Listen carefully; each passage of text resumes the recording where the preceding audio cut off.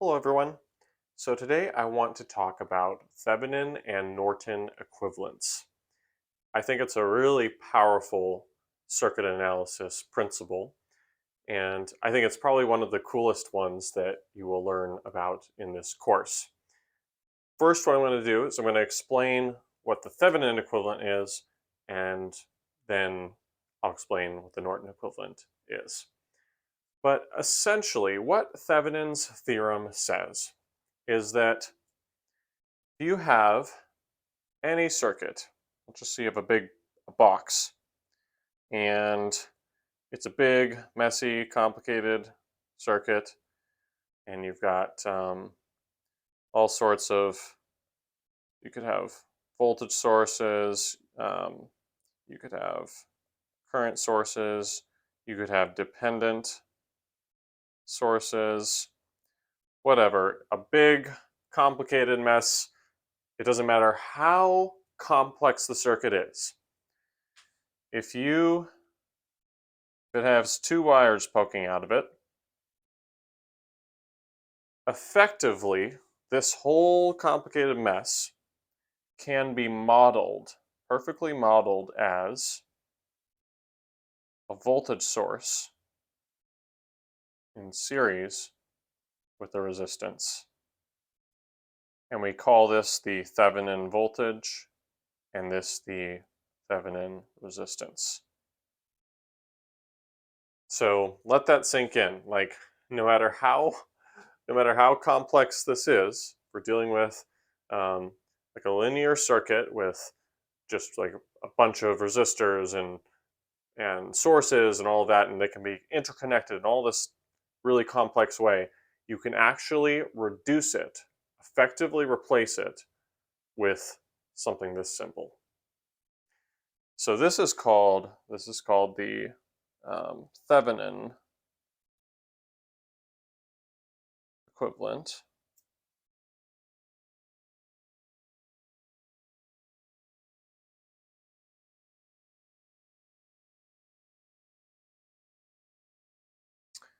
And because of what we learned about with source transformations in the last video, this can also be transformed into a current source in parallel with the resistor.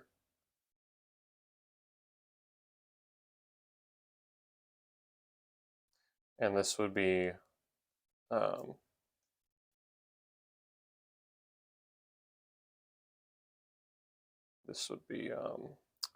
we're going to call this current would be equal to V Thevenin divided by R Thevenin. And this whole thing, this current source here, that is called the Norton equivalent.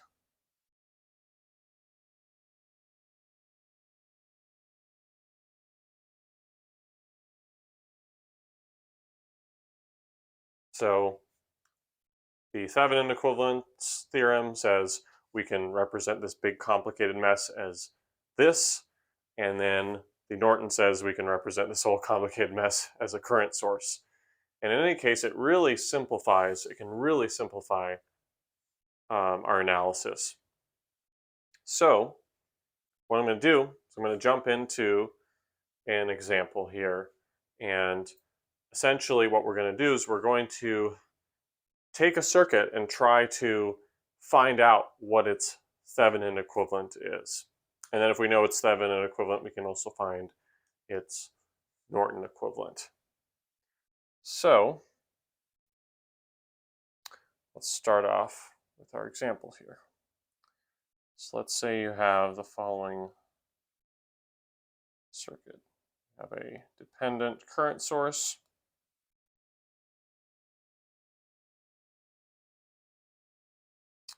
and then we have a resistor, I'll call it R1, and we have a voltage source, call it Vs,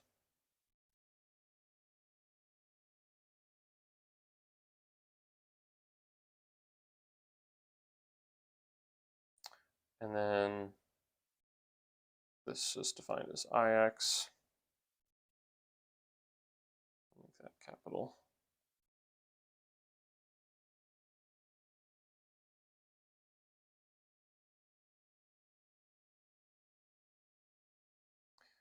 Let's say we have these two terminals, A and B. And what we want to do is we want to take this circuit, which seems a little complicated, and we want to transform this whole thing into a Thevenin equivalent, where we have voltage source in series with the resistance here. So this is Thevenin, this is R Thevenin. And so again, that's kind of crazy to me that like here this complicated circuit is functionally ends up acting something like this. We just have to find the values of the Thevenin voltage and the Thevenin resistance. Hey, Muon. Hey.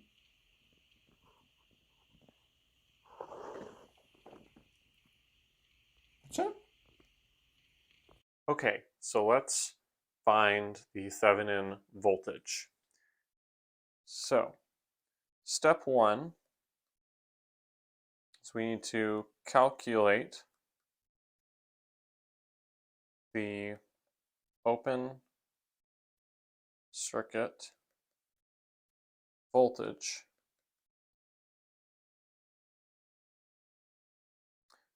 at the terminals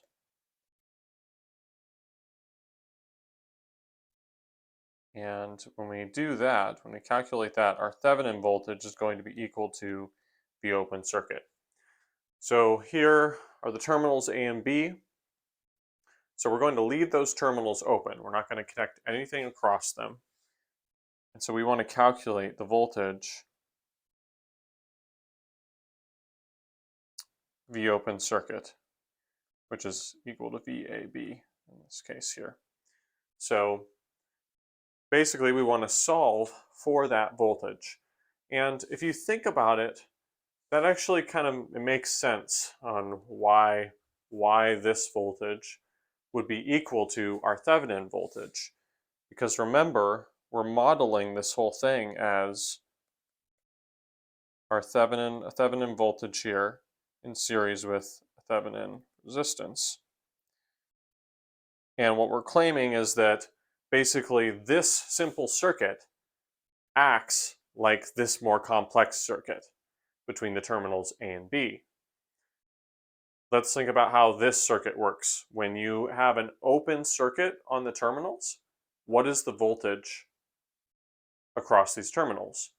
Well, because there's zero current, because it's an open circuit, if you did a KVL, you'd find out that basically this voltage, the V Thevenin voltage, is the open circuit voltage across here. So if it behaves the same way, then if we do a circuit analysis here with this open, A and B, then it would make sense that it would be the Thevenin voltage. So that's how you calculate the Thevenin voltage. So let's actually go ahead and do that. Let's solve for that. So if you look at the circuit here, there are a number of analysis techniques that we could use. We could use mesh analysis or nodal analysis. But I think in light of the fact that we just learned about source transformations, we can actually make our life easier.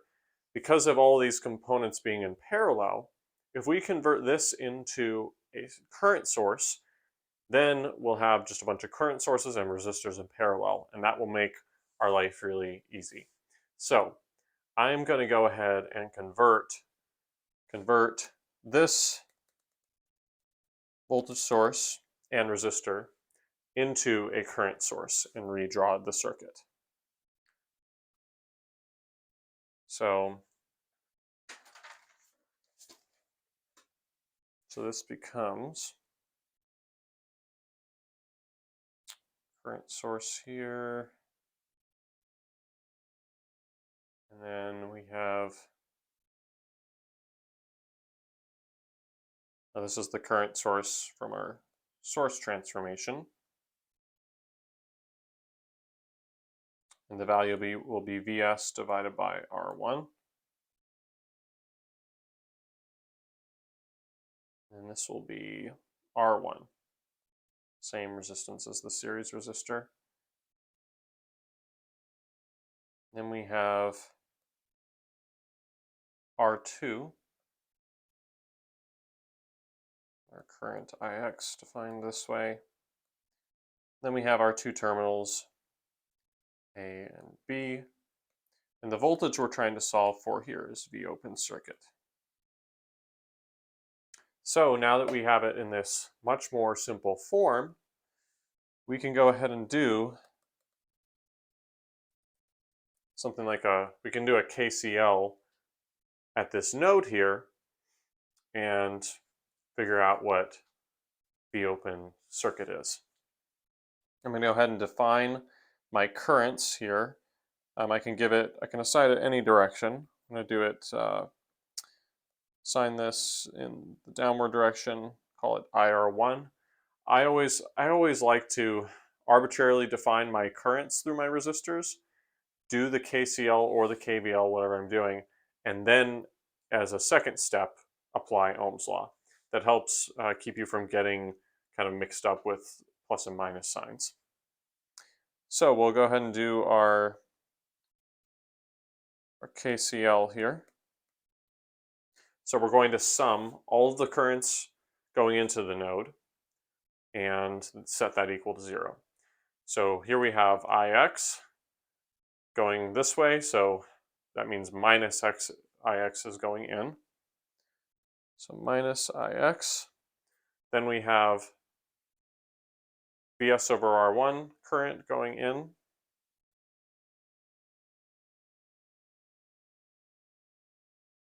Then we have the currents going out or here, IR1, so we have minus IR1. And then we have Ix, so we have Ix coming in, so plus Ix, and that's all equal to 0. Then what we can do, so as the next step, we can express our currents in terms of Ohm's law. So Ix is going to be equal to, it's going to be equal to this current over here minus V open circuit divided by R2. And it's because it's in the direction from minus to plus. That's why we put the minus sign. And then we can express IR1 as V open circuit divided by R1. So then what we can do is we can plug that in. So we plug that into our KCL equation, and you should get 2 V open circuit divided by R2 plus Vs over R1 minus V open circuit divided by R1 minus V open circuit divided by R2, which is equal to 0. And so if you manipulate that algebraically, you'll end up with V open circuit is equal to Vs over R1 times 1 over R1 minus 1 over R2. And that's equal to our Thevenin voltage. So, wasn't so bad. So that's our Thevenin voltage. Then the next step is to find our Thevenin resistance. And there are different ways that you can go about finding your Thevenin resistance, and that will depend on the kind of circuit that you are working with. So, one method may be easier than the other, and it might be that only certain methods will work for the particular circuit. So there are three different ways that you can calculate your Thevenin resistance, and there are basically three different cases of circuits that you'll encounter. You will encounter some circuits that have only independent sources in them. You will encounter some circuits that have both independent and dependent sources in them, like in our example here. And then you will have some circuits that you may encounter that have only dependent sources. And so depending on what kind of circuit you're dealing with will depend on the approach that you take to find the Thevenin resistance. So I'm going to outline for you the three different approaches that you can take, and that'll help you decide on what to do. So I'm going to outline this here. So the next step is find R Thevenin. Okay, so the first option, option 1. This option, it works if you have a circuit with independent and dependent sources, but it also works if you have independent sources only. So if your circuit falls into either one of those two categories, this method I'm going to show you for finding R Thevenin will work. So what you do is you place a short across the terminals.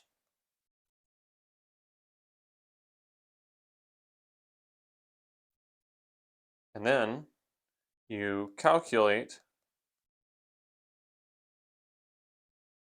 the current through the short going from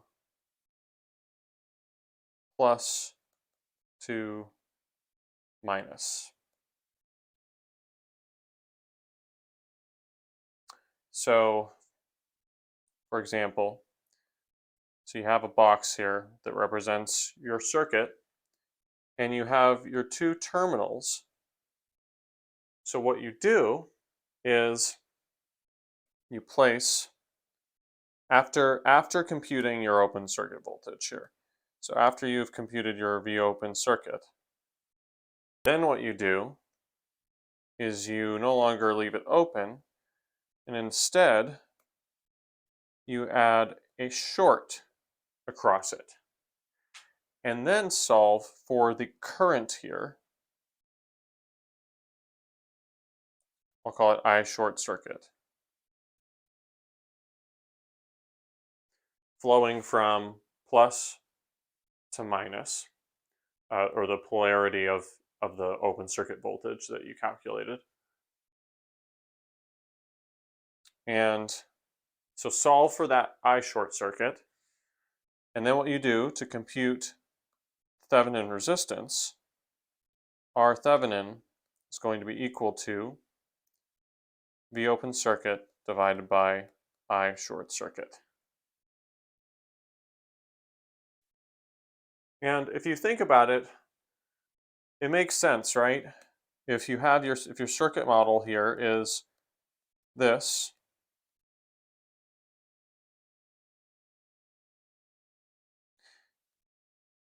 and basically the whole circuit we're working with can be modeled with this here. It makes sense that if you attach a short across A and B, then the current flowing through that short is just going to be, it's going to be your V Thevenin or your V open circuit divided by R Thevenin, which is just this relationship, right? So essentially, if you put a short across the circuit you're working with, calculate that short circuit current, then you can find what your R Thevenin is, and then you have your two quantities to build your simple model.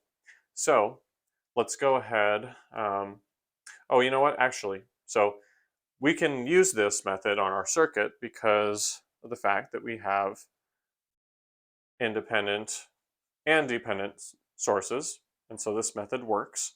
But let me outline the other options in case you run into a circuit that's a little bit different. And then we'll go back to our example and we'll go ahead and use option 1 here.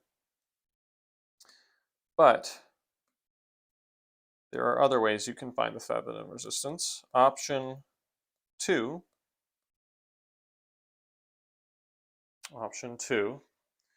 is, and this works if you have independent sources only. So one is that you turn off all sources, all your independent sources. So voltage sources go to shorts, current sources become open circuits. So you do that, and what you'll be left with is just a bunch of resistors, right? So you've gotten rid of all your sources. So then find the equivalent resistance using resistor combinations. So here's your box, your random circuit here. Here's your terminals. And essentially, after turning off all your sources, then you just ask the question, what is our equivalent looking into those terminals?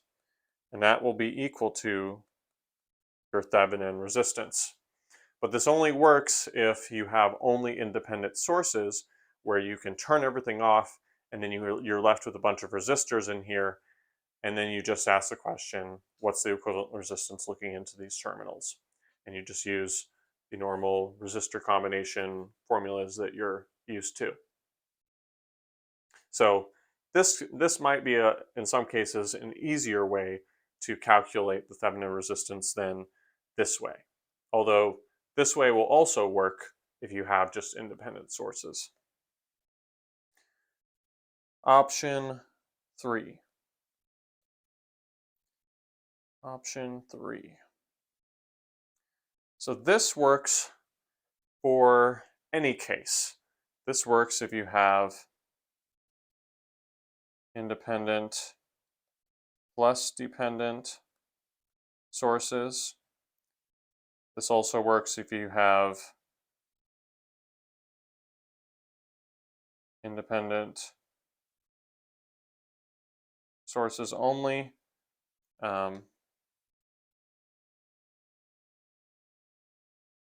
It also works if you have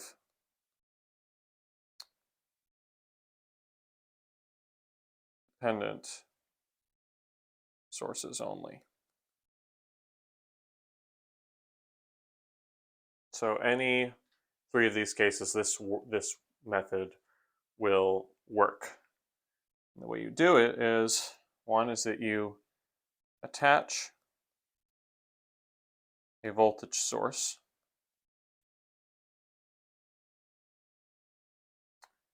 at the terminals.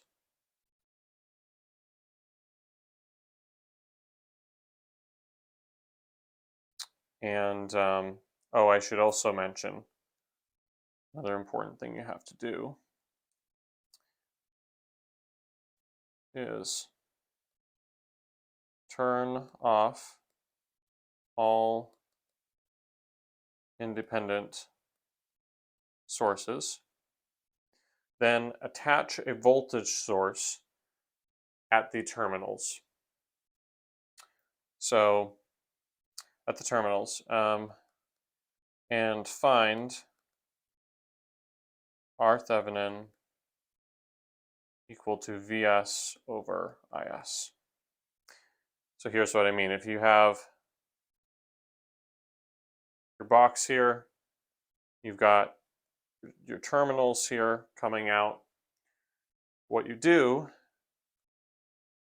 is after turning off all your sources inside the box or the circuit, you attach a voltage source. We'll call it Vs. And then you also define a current Is, which goes out from the positive end of the source. And if you do your circuit analysis and find this ratio, R Thevenin is equal to Vs over Is, then you will find the Thevenin resistance. And if you want, if you prefer just working with, instead of symbolic variables, you can just set Vs equal to 1 volt or something simple like that. It doesn't matter what value you set it to. But if you simply terminate a test source, and that's what we typically call it, a test source, and then take that ratio, it will give you the effective Thevenin resistance. And this is the only method you can use if you're dealing with a circuit that has only dependent sources. So that summarizes the three approaches there. I'm going to go ahead and select the first one, but I could do the other ones as well, except I couldn't do option 2 because this only works if you have independent sources only. But I think this method is probably going to be easiest for us to do because of the fact that we have a circuit that has a lot of current sources, and so that will probably be pretty straightforward to calculate a short circuit current. Probably more straightforward than doing this method where you have to attach a voltage source. So let's go ahead and do that. So let's go ahead and do that. So we have, let's go ahead and start off with our circuit here. And I'm going to, again, draw it in the same way that we had it with a current source here.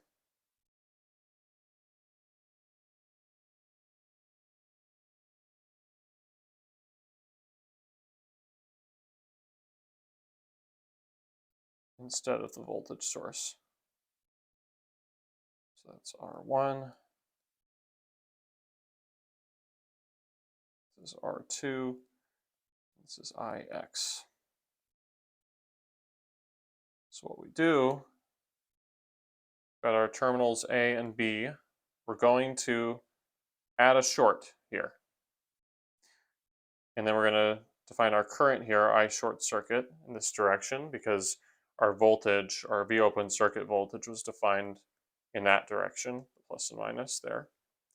So now we just need to find what I short circuit is. And that's actually quite straightforward because everything's in parallel here. Because the voltage is 0 here because of the short, the current through both of these resistors is 0. That means, so Ix is 0, that means this is 0.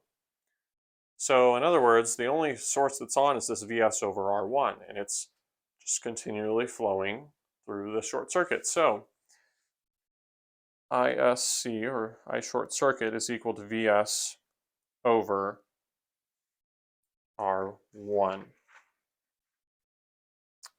So that means, plugging all this in, R Thevenin is equal to V open circuit divided by I short circuit.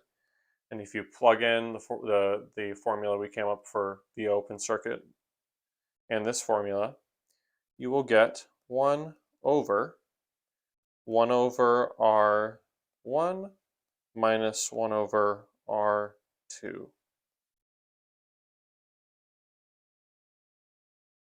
And so that's our Thevenin equivalent. So that complicated circuit is all equal to this equivalent circuit. And so you just basically plug and chug into the formulas that we came up with. And that means that that weird complicated circuit behaves at the terminals just as this simple circuit. So it's a really powerful concept because think about now, let's say we wanted to find out what like the voltage would be across A and B if we terminated this with a different kind of like a certain resistance. Instead of having to solve that big complicated circuit, we can just attach it to this simple circuit and solve for a voltage. And we could easily do it for any number of resistors, and it'd be way easier than having to like solve for the voltage with that more complicated circuit every time we replaced it with a different resistor. Also, if we wanted to find the Norton equivalent, we would simply take the source transformation of this circuit here, which would just be V Thevenin divided by R Thevenin. That should be a current source. And then R Thevenin in parallel. So that would be our Norton equivalent there. So one thing I do want to mention is that it's likely, depending on the resistance values, you notice this expression, it's possible to get a negative resistance. If you get a negative resistance with the values that you are given, that does not mean you did it incorrectly. It turns out that sometimes when you have a dependent source here, it can actually functionally act as a negative resistance. You can't actually buy negative resistors, but you can think of a negative resistor as like the opposite of resistance. Resistance burns away power, but it's kind of like a source of power or a source of amplification, you could say. And so it might be kind of confusing, but essentially mathematically that's what it will act like, is an effective negative resistance. So if your R Thevenin is negative, don't be too alarmed. So I hope that was helpful, and I will see you again in the next video. Hello everybody, thanks for watching. If you found this content helpful, would you please consider liking and subscribing to the channel? That will help other people find it. And if you won't do it for me, will you do it for my cat, Muon? Named after my favorite subatomic particle, by the way. So, she will be very, very upset if you do not like and subscribe. So please, don't disappoint. How could you say no to this cuteness?